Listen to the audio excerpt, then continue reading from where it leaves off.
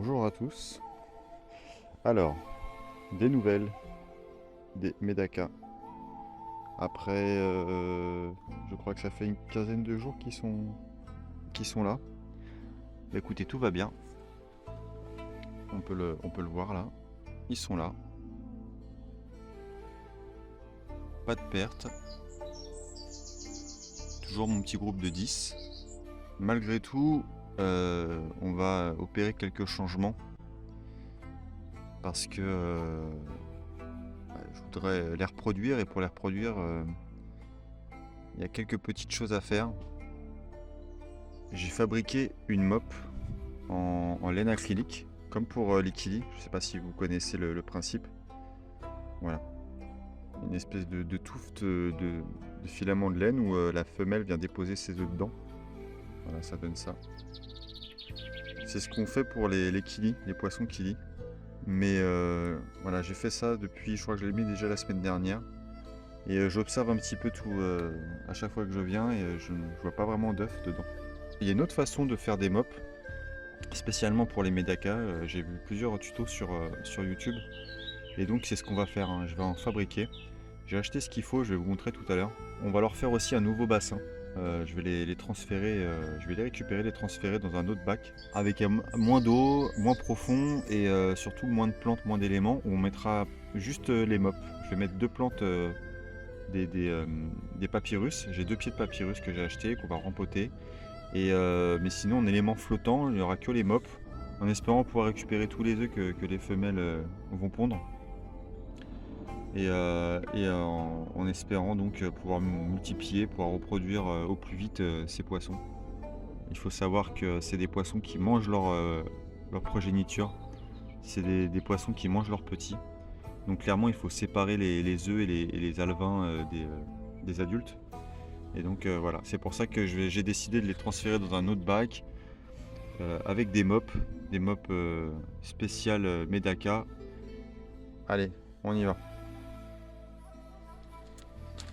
Voilà un aperçu de mes deux autres bassines. Ah, ça commence à bien pousser. Il y a de la prêle. Il y a un lotus, un petit lotus. Ça, je sais plus ce que c'est. Et ça, c'est du poivrier de Chine ou menthe poisson. Voilà, une plante aromatique asiatique, donc comestible, qui existe en version verte et en version caméléon. Voilà, avec plusieurs couleurs. Donc là, elle n'est pas très belle, mais j'en ai un peu partout dans le jardin. Voilà le bac pour les Médaka. Donc au fond, on va mettre une petite épaisseur de pouzzolane, donc de la roche volcanique.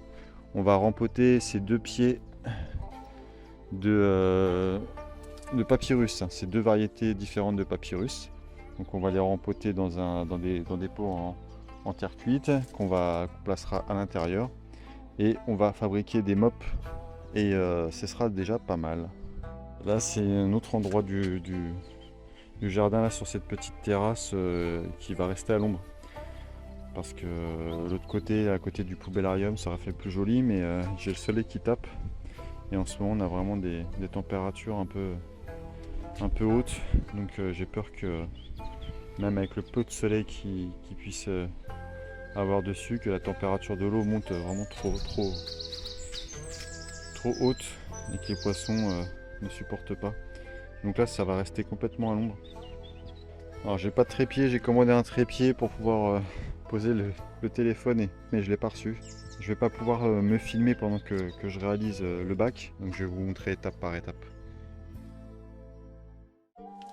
Donc voilà la pouzzolane achetée en jardinerie, donc roche volcanique. Voilà une fine couche que j'ai quand même rincé un petit peu, hein. C'est important de la laver si on veut garder une eau assez claire, parce que ça fait quand même pas mal de poussière. Donc voilà, un petit rinçage, ça fait pas de mal. Alors voilà déjà un papyrus rempoté et placé. Alors pour les variétés, pour les espèces, je crois que celui-ci c'est le Cyperus alterniflorus. Voilà. Et l'autre, c'est Cyperus aspen. Je crois que c'est des espèces de papyrus qui ne deviennent pas très grandes. C'est de 60 cm à 1 mètre maximum. Donc pour des petits bacs, des petits volumes, voilà, des petits bassins, je pense que c'est parfait.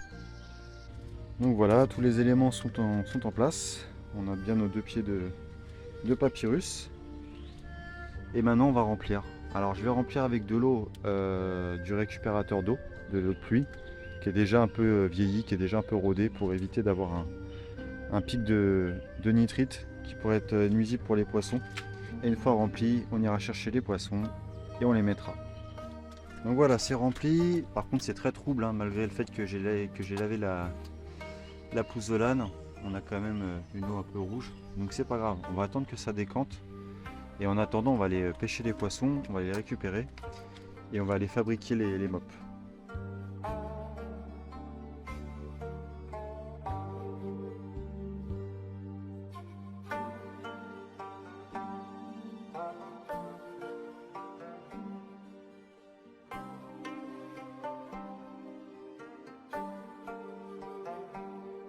Pour la fabrication des mops, alors je vous fais pas un tuto, hein. Il y a plein de vidéos sur YouTube qui montrent comment on fait, qui expliquent beaucoup mieux que moi. Si vous voulez en réaliser, il y a tout ce qu'il faut sur YouTube, je vous mettrai des liens.